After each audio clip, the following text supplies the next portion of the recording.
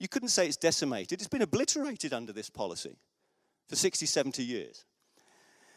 So, how have we ended up with this? So, from the Marshall Plan, we've got definite tactics and strategy to get to the final strategy. How has it happened? Well, this has been a steady thing over many, many years. So, we've had the currency union. They did that out in the open. They had no choice. It had to be done out in the open. But the defense side of things, the military side of things, is all behind closed doors, not being debated, refusing to debate it. And this is key. And General Dannett, bless him, said why. On the reiteration of that quote from Averell Harriman, he drew in, straightened his tie, and said, it went a little bit grey, I might add, the British people will not support this. General, with all due respect, the British people don't know about it. So how would they? So it is a sad state of affairs that where we are, but I've had a lot to do with Tory MPs, Tory ministers, and so on and so forth. So this is the reason. Their command chain within the party works more efficiently than that of a regiment or that of a captain in a ship. Nobody's allowed to do anything without taking orders. And the key guy was Oliver Letwin. He was in charge of policy and had been for many, many years. In the back, out of sight, he was more important than the Prime Minister because he told the Prime Minister what to do. The instructions, the policy, the food of a politician come from him. Thank you. He is on his declaration, I was just about to say, this is not a secret, this is open information on the declaration. He's a non-executive director of NM Rothschild. So we go all the way through back to the bank. So we've got to look at the reason. Okay, so why is this military union thing important? You know, it's happening. Okay, we've seen Theresa May cozy up to some of our troops just after Brexit, some nice cozy photos in front of a tank, and General Nick Carter, who's using this newspeak. Immediately after that, Fallon goes to Germany and announces enhanced defence union with Germany. We are stepping towards openly military union.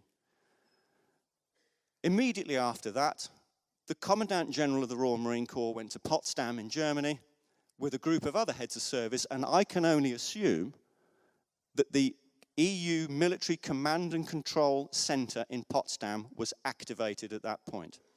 Now, I know that these military command and control structures exist because I was told by the captain who built them in 2008 and 9. I've had it confirmed by 2 admirals that this is the case. EU military union can be effected across the entire EU zone within 1 working day. Now, for then Cameron to say that there were no plans, well, that's awfully interesting because you don't go around the back of the bike shed with the big boys and smoke that are smoking unless you want to smoke with them. So to build the centres, frankly, you know, we're right on the money with what Averell Harriman has warned us here. You know, this is very real. So the finance side of stuff, it gives weight to the actually what's the important factors here. Military union is as important as the currency itself. So the driver here, I believe, with Syria, was the mitigation, the leverage to argue for military union in the EU zone. Now, I know there's something rotten here, because when I met with Lord Tebbit over a cup of tea in the Lords, he told me immediately after the Falklands, Jacques Delors asked Maggie Thatcher for military union. And she said, and this is the interesting bit, no, no, no. Now, when she alluded to that in the subsequent speeches, the military union part had been, you're going to have to shut up. Don't tell anyone about that. That's far too much of a hot potato. We've just done the Falklands, but the rot had set in. Vulcan, chopped.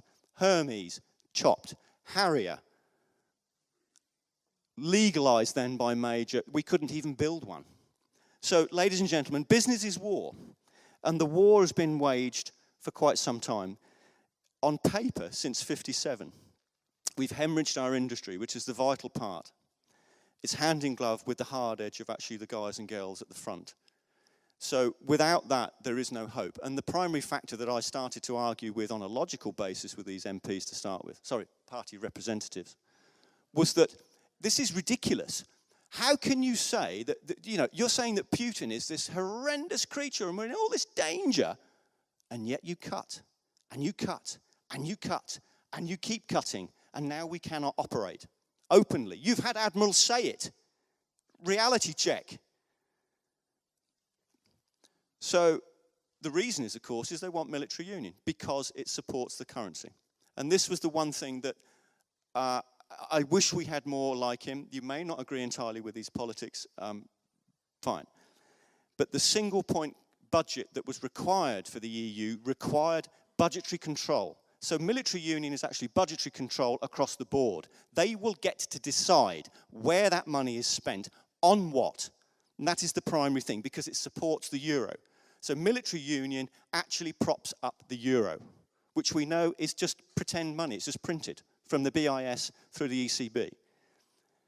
Every single migrant that comes into the EU zone, they instantly issue an order to print another 6,000 euros. So that is the stakes that we're working at. So all this money, the EU are now going to go shopping. Federica Mogherini, their defense minister, she's a fellow of the Marshall Plan.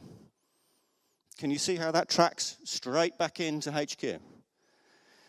So the money here is the key. It's the money what it's all about. And I fear that with Trump, what Trump is going to do, despite all his other rhetoric, what it appears is he's already saying, he's already declared 18 months ago we're going to cut NATO. He declared it openly. Too many of our politicians have hung their hat on NATO. A lot of our generals and people that have articulated will hang on to NATO. NATO was already dead because, like the Javid gaffe that I witnessed on defence forces for Britain. So he knew, a reiteration from his circle. He knows nothing of the subject matter. He just reiterated what he'd heard from the group he was in. The same as Trump. He must have reiterated from within his circle that the decision to stop NATO. NATO is only a bus to EU military union, and it's going to stop very quickly. And at the point it stops, the EU will then flow that money. The money will flow round.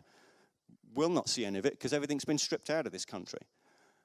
Maybe the sweeping's off the floor. I think the dynamic with the F-35 is 15% goes to BAE. So you're going to end up, that money's going to go around. There's only so many places they can spend this money. At some stage, it's going to stick in one of those companies. It's going to pool, and then what's going to happen is we will lose BAE. And then that's it. Unless the challenging starts now, because these party representatives do not want to talk about this. They know it's an election killer. They would not sustain this aired properly in a general election, and that is why they won't do it, because they are all complicit.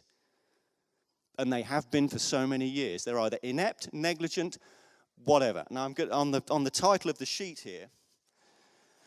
It mentions the word treason. So I've got to say, that I'm submitting it to you as the grand jury. One man's treaty is another man's treason. And I cannot see that this is in the best interest of the nation for us to effectively surrender budgetary control, policy control, procurement control, capital budget, operational budget of our military. Because that is what is effectively going to happen. So they're saying we're Brexiting, not while we are intertwined with the EU. It cannot, because this is a fundamental component of ultimately getting to political union. So what I would ideally like you to do, one of the main architects of this was Sir Gerald Howarth. We've had some difficult decisions to make when he cut through the bone. And this is what I've seen going in and out of Parliament many, many, many times.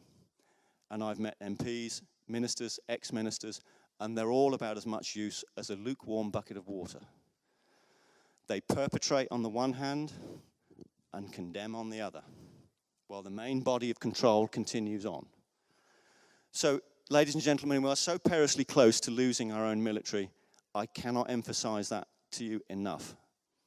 It is vitally important that this is challenged. And at some stage during this week, would you all be good enough to send Sir Gerald Howarth a tweet amongst your net? Recruit as many people as you can during next week. Send him a tweet.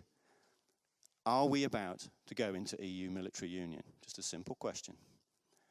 And I hope that most of you here will be able to recruit enough people around to actually maybe send him 400, 500, 600 tweets. Okay, it works. Because believe you me, I challenged him on Twitter about the EU C3s. one in Northwood, where there's 100 EU staff, in our own HQ. EU staff